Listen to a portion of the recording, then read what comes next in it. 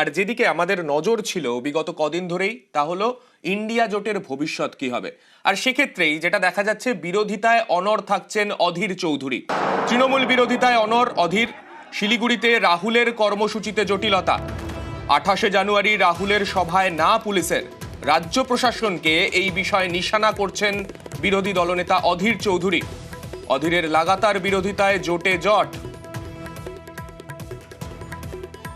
আমাদের সঙ্গে রয়েছেন আমাদের প্রতিনিধি ইরণ রায় বর্মন। আমি ইরণের কাছে যাব। ইরণ, যে জিনিসটা দেখা যাচ্ছে যে যেখানে কংগ্রেসের শীর্ষ নেতৃত্ব বারবার করে চাইছেন বিজেপি বিরোধিতায় তৃণমূল একটা বড় ভূমিকা নিক এবং মমতা বন্দ্যোপাধ্যায় এই ভারত জোড়ো ন্যায় যাত্রায় তিনি নিজে অংশ নিন, সেইখানে বারংবার অধীর চৌধুরীর এই বিরোধিতা কোনো কি বাধ্যবাধকতা কাজ করছে, তার কি মনে হয়?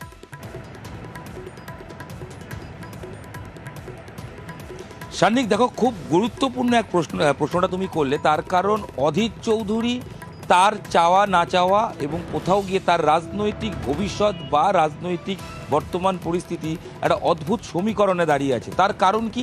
রাজনৈতিক বিশেষজ্ঞ মহল মনে করছে অধীর চৌধুরী যেহেতু কেন তিনি বারবার প্রদেশ নেতৃত্ব বা তিনি কেন কেন্দ্রের সঙ্গে দ্বিমত পোষণ করছে, তার একটা কারণ অনেকে বলছেন। কি কারণ?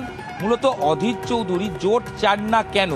কেন্দ্রীয় নেতৃত্ব যেখানে বলছেন যে তারা মমতা বন্দ্যোপাধ্যায়কেই চান, তাকে জোটের সঙ্গী হিসেবে তাকে সঙ্গে নিয়ে তারা আগামী লোকসভা ভোটে লড়বেন এবং বিজেপি বিরোধী জোট যেখানে তৈরি করার জায়গা, সেই জায়গায় দাঁড়িয়ে অধীর চৌধুরী বারংবার কেন বলছেন? বিশেষজ্ঞ মহলের যেটা স্পষ্ট ধারণা, তাদের বক্তব্য যে অধীর চৌধুরী কিন্তু অতীতেও কিন্তু তিনি যেটা করেছেন যে শীর্ষ নেতৃত্বকে রাজি করিয়েছেন ঠিকই, প্রয়োজনে যে তারা জোট করতে চান এবং যে জোটটা করতে চান অর্থাৎ সিপিএমের সঙ্গে স্থানীয় স্তরে যে জোট অধীর চৌধুরী কিন্তু অতীতেও করেছেন। এর থেকে কি সুবিধা হয়েছে তুমি যদি হিসাব করে দেখো, অধীর চৌধুরী যখন এই জোটটা রাজ্য স্তরে যখন করেছে বা অতীতে, তার হিসেব বলছে তার ডিভিডেন্ড কিন্তু অধীর চৌধুরী পেয়েছেন। কোথায় পেয়েছেন? লেফটের ভোটটা কিন্তু কনভার্ট হয়েছে কংগ্রেসের দিকে, বাম কিন্তু শূন্যই থেকে গেছে। তোমার যদি খেয়াল থাকে বাইরন বিশ্বাসের এক্সাম্পল বা তার অতীতেও যখনই বাম কংগ্রেসের জোট হয়েছে, লেফট একটা রেজিমেন্ট পার্টি, তাদের ভোট সবসময় কনভার্ট হয়েছে যখন জোট হয়েছে সেই দিকে। সেই ডিভিডেন্ডটা কিন্তু অধীর চৌধুরী বা পশ্চিমবঙ্গ কংগ্রেস তারা বিভিন্ন সময় তুলে এসছে। যদিও এই ক্ষেত্রে যদি বামের ভোটটা অধীর চৌধুরী বা কংগ্রেসের দিকে পশ্চিমবঙ্গের ক্ষেত্রে না যায়, সেক্ষেত্রে তাদের অস্তিত্ব কোথাও গিয়ে সংকটে পড়তে পারে, তাদের রাজনৈতিক ভবিষ্যৎ সংকটে পড়তে পারে। অন্তত সেই কারণেই অনেকে মনে করছেন, রাজনৈতিক বিশেষজ্ঞরা মনে করছেন যে অধীর চৌধুরী কোনোভাবেই দিল্লি লাইন যেটাই বলুক না কেন, তার লাইন স্পষ্ট, তিনি মমতা বন্দ্যোপাধ্যায়ের সঙ্গে জোট চান না।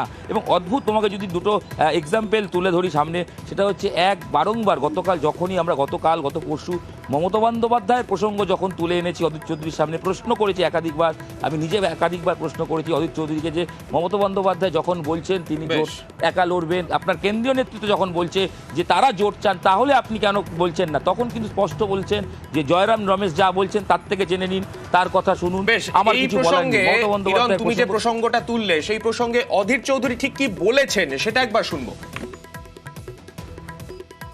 যেটা মণিপুরে আমরা সেখানকার বিজেপি সরকারের কাছে সহযোগিতা পাইনি, নানা রকমের বাধা সৃষ্টি করা হয়েছিল। বাধা সৃষ্টি করে রাহুল গান্ধীজির পদযাত্রাকে নানা রকম ভাবে প্রতিবন্ধকতা তৈরি করার চেষ্টা হয়েছিল।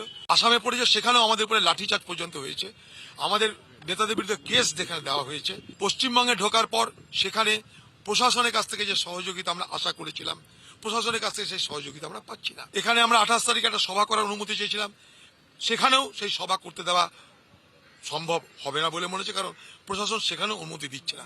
রাহুল গান্ধীর এই যে ন্যায় যাত্রা, তার যে প্রোগ্রাম, কোথায় যাব না যাব, সমস্ত চার্ট কিন্তু আমরা অনেক আগে দিয়ে দিয়েছি।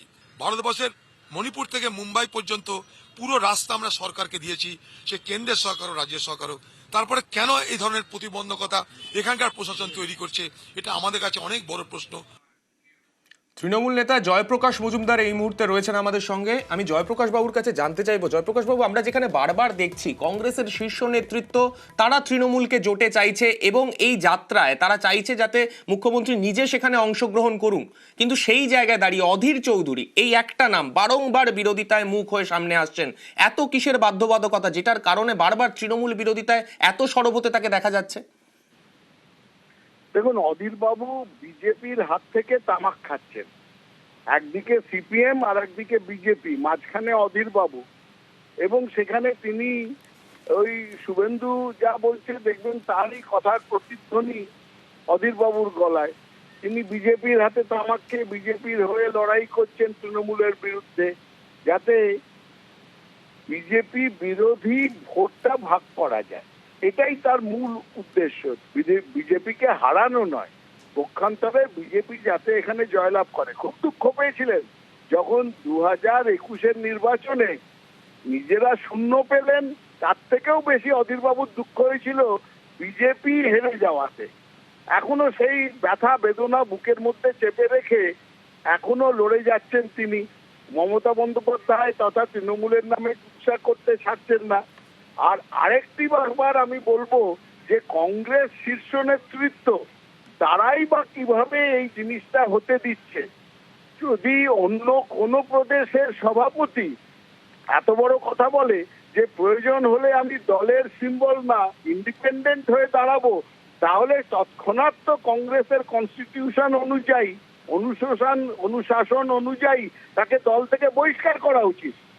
সেই নিয়মে তো এতদিনে অধীর চৌধুরীকে রাহুল গান্ধী বা খার্গে সাহেবের দল থেকে তাড়িয়ে দেওয়া উচিত ছিল।